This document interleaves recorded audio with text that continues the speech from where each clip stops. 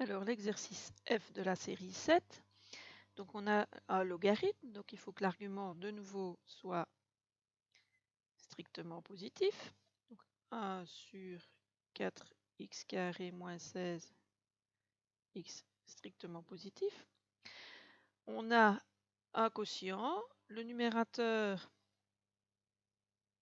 il est plus grand que 0 puisque c'est 1, donc pour que le quotient soit strictement positif, il suffit que le dénominateur 4x carré moins 16x soit strictement positif.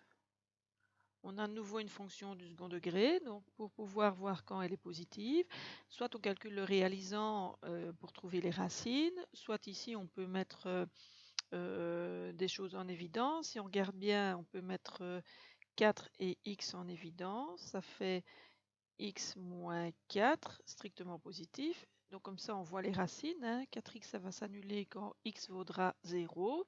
Et x moins 4, ça va être nul quand x vaut 4. Mais ce qu'il faut surtout faire, c'est un tableau de signes.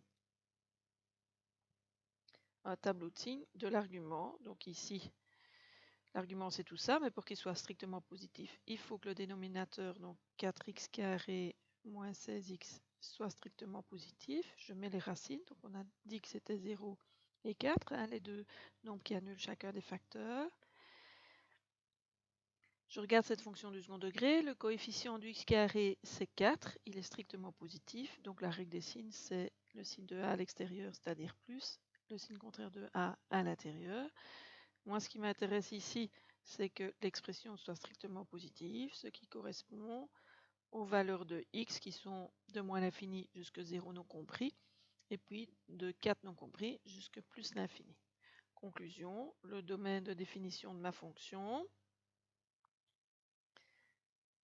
c'est tous les réels strictement négatifs, hein, ce qui est ici, union tous ceux qui sont plus grands que 4.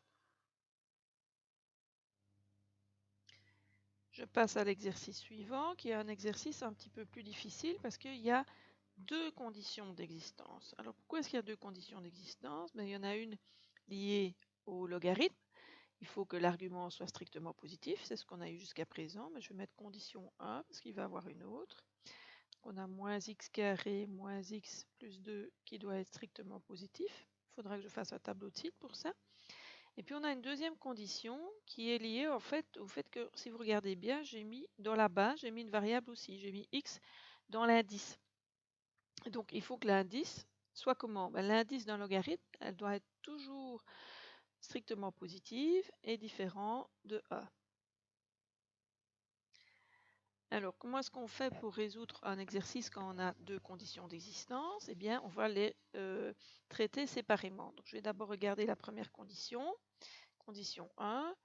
Pour cette condition-là, je suis obligée de faire un tableau de signes. Mais pour faire le tableau de signes, il faut les racines de la fonction du second degré. Ici, je ne peux pas, comme à l'exercice précédent, mettre en évidence. Donc, je vais calculer le réalisant. B carré moins 4ac, donc ça fait moins 1 au carré moins 4 fois moins 1 fois 2. Ça, si je calcule bien, ça me fait a plus 8, donc 9. Et donc, il y a deux racines qui sont moins b, donc moins moins 1, plus ou moins racine carrée de rho, donc plus ou moins 3, sur 2a. Donc 2 fois le a, ici c'est le coefficient du x carré, donc c'est moins 1.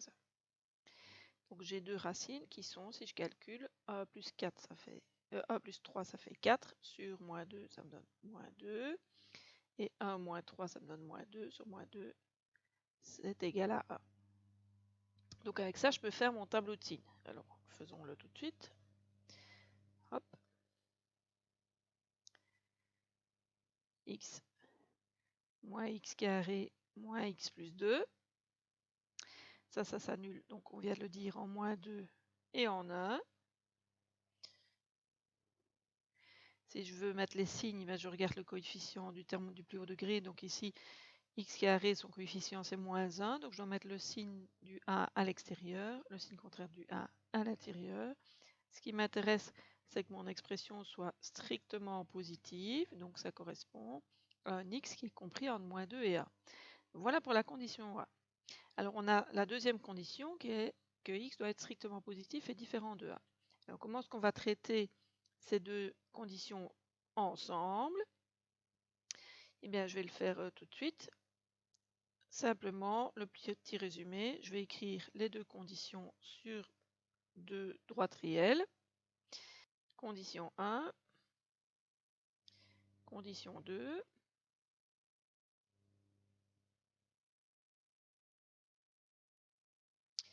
Et je vais mettre ici sur la droite des réels les nombres qui interviennent dans mes conditions. Alors dans la condition 1, j'ai le nombre moins 2a. Dans la condition 2, j'ai le 0 et le 1. Donc je vais mettre mes trois nombres qui interviennent ici, moins 2, 0 et 1. Moins 2, 0 et 1. Donc la condition 1 consiste à dire que mes x doivent être entre moins 2 et 1. Donc je prends ma condition 1. Je dois être strictement compris entre moins 2 et 1. Voilà ce que me dit ma condition 1. Elle est liée, je rappelle, à l'argument du logarithme. Ma condition 2, elle est liée au fait que j'ai x dans l'indice du logarithme, dans la base. Et la base, elle doit être strictement positive et différente de 1. Donc voilà tous les réels en vert qui satisfont la condition 2. Pour écrire mon domaine, il faut que j'écrive l'ensemble des réels qui satisfont en même temps les deux conditions. Donc ils satisfont les deux couleurs. Et vous voyez que ce sont ceux qui sont entre 0 et 1. Ceux qui sont avant 0, ils satisfont la condition 1, mais pas la 2. Et ceux qui sont après 1 satisfont la 2, mais pas la 1. Donc, mon domaine,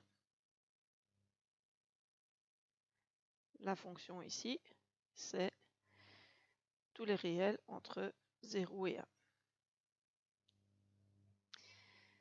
Voilà pour l'exercice G.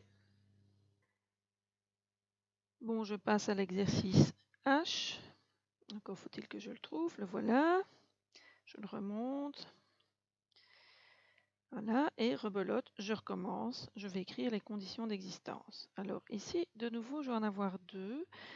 Il y en a une qui est liée au logarithme. Il faut que l'argument du logarithme ici, c'est simplement x soit strictement positif. Ça, c'est ma première condition. Mais j'ai en plus un dénominateur. Donc il faut, comme deuxième condition, que mon dénominateur, c'est-à-dire le logarithme en base 3 de x, soit différent de 0. Alors quand est-ce qu'un logarithme est nul? Pour ça, il faut se rappeler du graphique d'un logarithme. Or, des graphiques de logarithme, il y en a de deux types, suivant la valeur de la base ici, de l'indice 3. Ici, la base est plus grande que 1, donc je sais que ma fonction logarithme est une fonction croissante qui aura un graphique qui ressemble à ceci. Donc quand est-ce que le logarithme est nul? Quand est-ce que le logarithme touche l'axe des x? Quand son argument est égal à 1.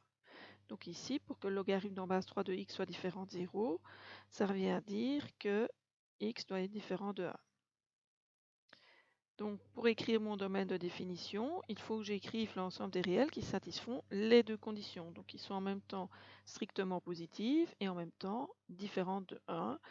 Donc mon domaine, c'est très simple, c'est tous les réels strictement positifs, qu'on note comme ça, sauf celui ici qu'on doit enlever à cause du dénominateur qui est 1. Voilà pour l'exercice H.